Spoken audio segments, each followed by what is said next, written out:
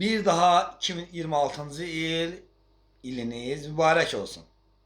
Və arzu edirəm, bu ildə heç bir problem eləməsiniz. Sürücülər və sərxoş sürücülər və dövlət yol polislərinin onlara olan hərəkəti.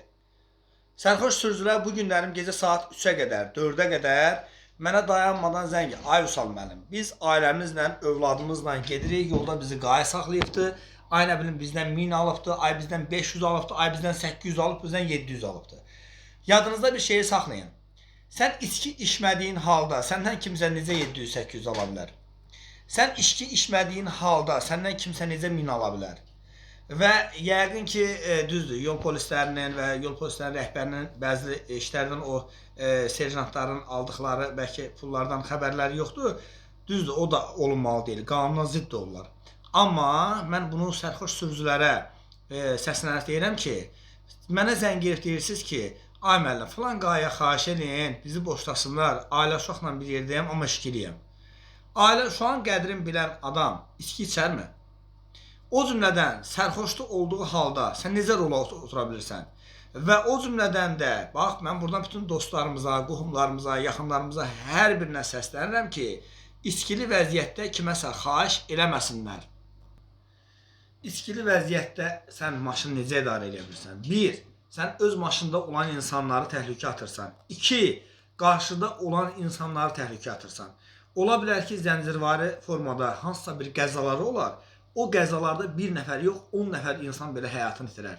Burada yol polisi səndən 100 manat aldı, 500 manat aldı, 800 manat aldı, səni boşladısa, birinci sənin özünü təhlükə atır, ikinci sənin özünü təhlükə atır. Və mən buradan səslənirəm, demək, o sərxoş sürücülərə ki, ay sərxoş sürücülər, birinci növbədə ailənizin, övladlarınızın qədrini bilin və heç biriniz içkili vəziyyətdə rola oturmayın. İçkili vəziyyətdə rola oturan adam nə övladının qədrini bilir, nə ailəsinin qədrini bilir, nə də ki, hansısa dosta, tanışa xahiş üçün zəng eləməsin. Çünki xahiş olmur axı. Burada yol polisləri sən neynəsən ki, sən orada içki içirsən və yaxud da ki, neynirsən, maşının necə hərəkət edirsən.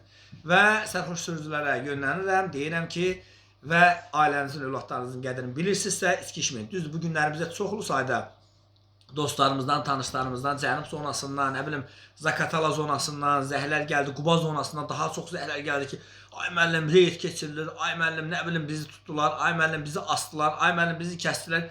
Qardaş, sənin sənətin düz olandan sonra səni necə asıb kəssinlər? Düzdür, şikayətlər də olubdur, çoxlu sayda şikayətlər də olubdur. Amma mən burada şikayətləri işıqlandırmağa bu videonu çəkməmişəm. Çoxlu sayda bizə şikayətlər olub ki, biz deyil 500 aldı, bir deyil 800 aldı, bir deyil 1000 aldı. Biz onları bugün işıqlandırmağa yazmamış bunları. Biz bugün həm sərxoş sürücülər üçün bunu videonu çəkirəm ki, sərxoş sürücülər, övladlarınızın, ailənizin qədrini bilirsinizsə, içkili vəziyyətdə rol oturmayın. Birinci özünüzü, ikinci ailənizi, üçüncü qarşınızdakı Azərbaycanlı vətəndaşlarını fikirləşin ki, onlar da yazıqdır. Onların hansısa bir övladı gözləyir, anası gözləyir, yoldaşı gözləyir. Onlar da ailəsiz, evsiz edərsiniz. Təşəkkürlər. Bayramınız mübarək olsun. 100 bayramlara çıxasınız. Ailənizlə, övladlarınızla bərabər. Təşəkkürlər, minnətdarım.